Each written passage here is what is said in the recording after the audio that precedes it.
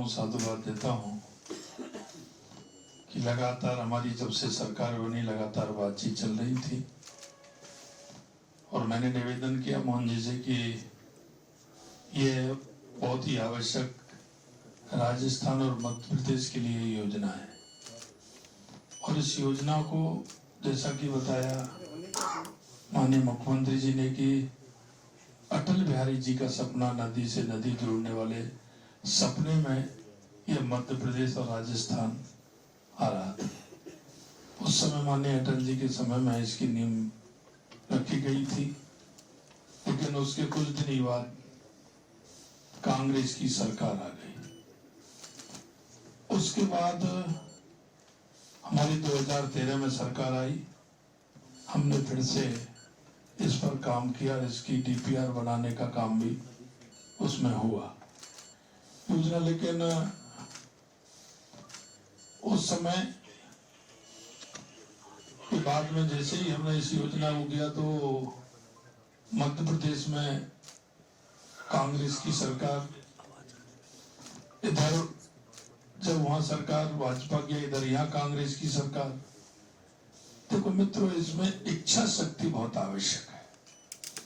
किसी काम को करने के लिए उसकी इच्छा शक्ति हो तो वो काम परिणति पर पहुंचता है। उन्होंने सिर्फ इस पर राजनीति के अलावा कुछ नहीं किया।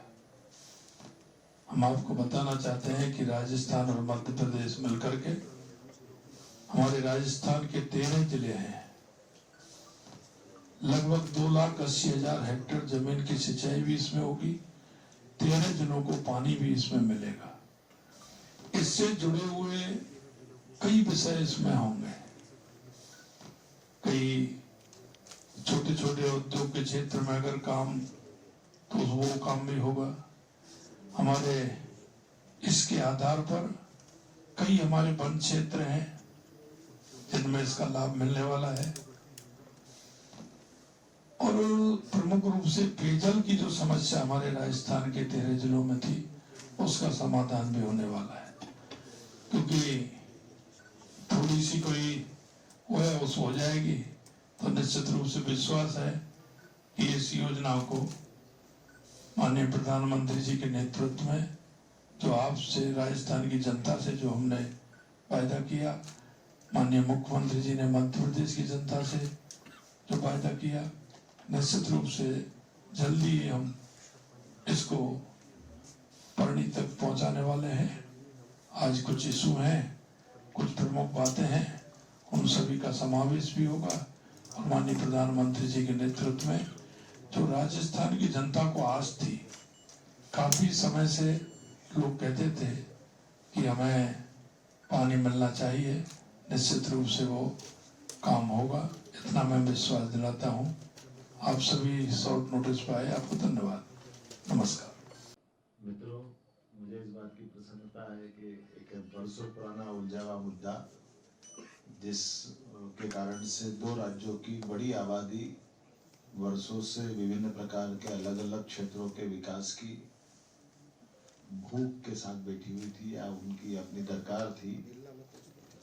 स्वर्गीय अटल बिहारी वाजपेयी जी के समय नदी जोड़ो अभियान का एक बड़ा अभियान इस देश में चालू हुआ और 2003 के आसपास एक योजना बनी कि मध्य प्रदेश और राजस्थान की हमारी जो नदियां हैं, खासकर काली सिंध, पार्वती, चंबल, ये नदियां हमसे लगी है और इन नदियों का लाभ दोनों राज्यों की जनता को मिलना चाहिए।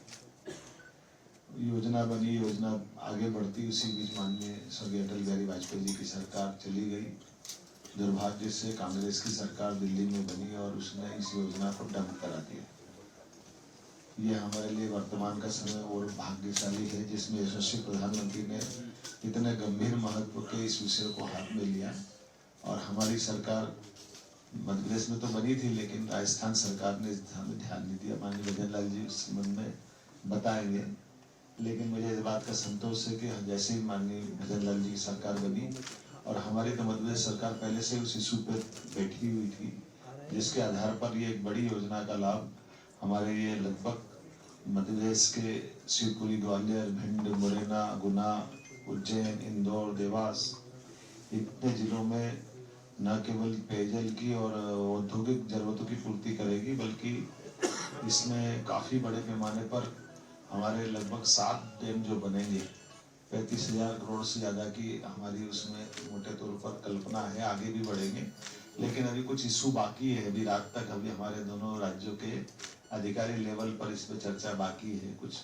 हम कोशिश कर रहे हैं कि जनता के हित में शाम तक कोई इस मुकाम तक पहुंचे। तो आज मैं इस कारण से नगरी से चल करके यहाँ आया हूँ, और मैं बाबा महाकाल की नगरी से रहता हूँ। जल ही जीवन है, जल के देवता के आधार पर हम तो अपनी संस्कृति को मानते हैं। मैं उम्मीद करता हूँ कि आज सायंकाल दिल्ली तक ये मुकाम तक पूरा समझौता बनेगा, और यशस्वी प्रधानमंत्री के नेतृत्व में जैसी हमारी आशा आकांक्षा है, निश्चित रूप से जनता के हित में हम लोग, मैं उम्मीद पालता हूँ कि निश्चित रूप हम होपफुल हैं कि शाम तक ये हमारा आपस का एमओयू पूरा होगा। मेरी अपनी ओर से जब ये योजना पूरी हो जाएगी तो हमने इसमें कई सेक्टर में काम करने का निर्णय किया है। बड़े पैमाने पर पर्यटन की संभावना रहेगी, औद्योगिक निवेश का बड़ा एक एरिया तैयार होगा, पेयजल की समस्या हल होगी, शैक्षणिक संस्थानों को खुलने का मौका मिलेगा, धार्मिक पर्यटन के केंद्र इसमें बनेंगे। ऐसे बहुत लाभ मिलेंगे बड़े पैमाने पर। बड़ी आबादी और सबसे बड़ी सिंचाई का बहुत बड़ा बेल्ट खुलेगा।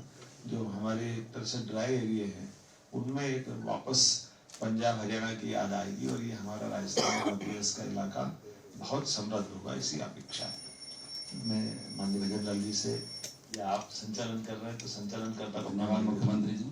मैं अब राजस्थान के मुख्यमंत्री माननीय भजनलाल शर्मा जी से निवेदन करूंगा कि पत्रकार बंधुओं को संबोधित सभी को नमस्कार। सबसे पहले तो मैं